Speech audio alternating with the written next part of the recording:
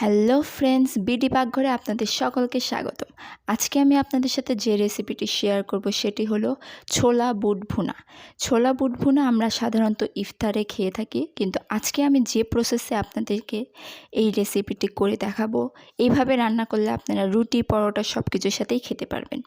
আশা করব আপনাদের সকলের এই রেসিপিটি খুবই ভালো লাগবে। তাহলে চলুন আজকের রেসিপিটি শুরু করা যাক।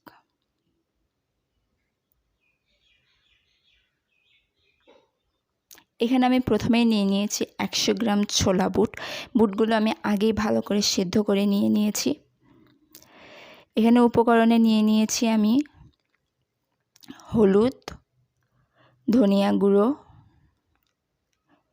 এখানে নিয়ে নিয়েছি রসুন বাটা, শুকনো লঙ্কা বাটা, আদা জিরা বাটা। এখানে আমি 4টে পেঁয়াজ কুচি করে নিয়েছি, 2টা আলু কেটে নিয়েছি।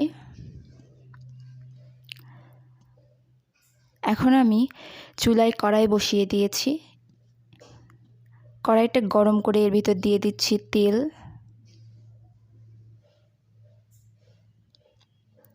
তেলটা গরম হয়ে এলে এই পর্যায়ে এটার ভিতর দিয়ে দিলাম শুকনো লঙ্কা, দারচিনি, সাদা এলাচ। এটাকে একটু ভালো করে ভেজে নিয়ে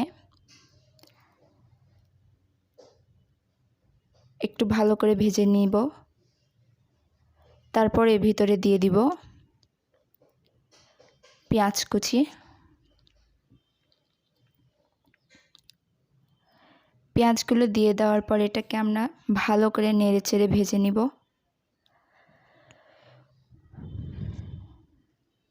পেঁয়াজগুলোকে খুব ভালো করে আমাদের ভেজে নিতে হবে। অনবরত নাড়াচাড়া করে এটাকে ভেজে নিব।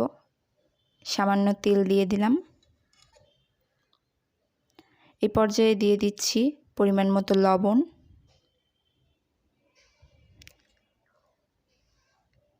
দিয়ে দিচ্ছি পরিমাণ মতো হলুদ, দিয়ে এটাকে ভালো করে আমরা মিশিয়ে নিচ্ছি। ভালো করে এটাকে আমাদের ভেজে নিতে হবে।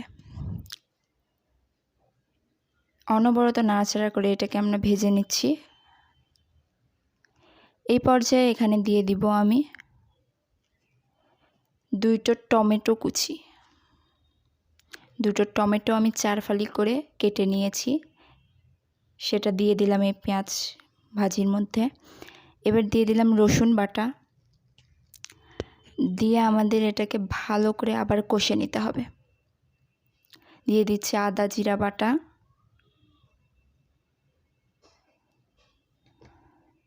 দিয়ে দিচ্ছি শুকনো লঙ্কা বাটা, দিয়ে দিচ্ছি আবার সামান্য লবণ, দিয়ে এটাকে ভালো করে আমরা কষে নিব। দেখুন এই পর্যায়ে এখন দিয়ে দিচ্ছি ধনিয়া গুঁড়ো আর কেটে রাখা আলুগুলো দিয়ে দিলাম।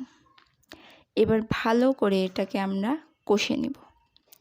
মশলার সাথে আলুগুলো ভালো করে মিশিয়ে নেব। এই পর্যায়ে একটু দিয়ে দিচ্ছি সামান্য জল, মশলাগুলো আমাদের ভালো করে মিশে যাওয়ার জন্য সামান্য জল দিয়ে আলুটাকে আমরা ভালো করে কষে নিচ্ছি। এখন দিয়ে দিলাম সামান্য তেল।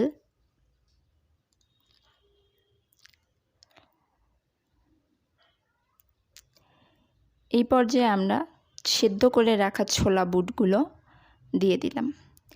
এবার আলু মশলার সাথে ভালো করে ছোলা বুটগুলো আমাদের মিশিয়ে নিতে হবে। এটাকে আমাদের খুব ভালো করে কষে নিতে হবে।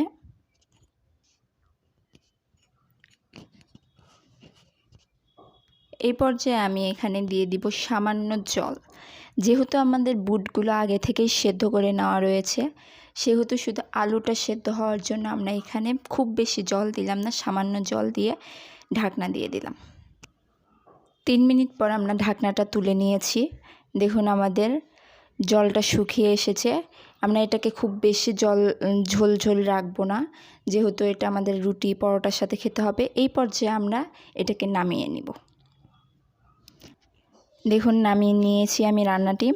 নামিয়ে নেওয়ার পর দেখুন এটাকে আমাদের কতটুকু ঘনত্বে নামাতে হবে। এটাকে আপনারা যেহেতু রুটি পরোটা যে কোনো কিছুর সাথে আমরা খেতে পারি, অবশ্যই আপনারা এই রেসিপিটি বাসায় ট্রাই করবেন এবং যদি ভালো লাগে আমার চ্যানেলটি সাবস্ক্রাইব করে আমার পাশে থাকবেন। ধন্যবাদ সকলকে।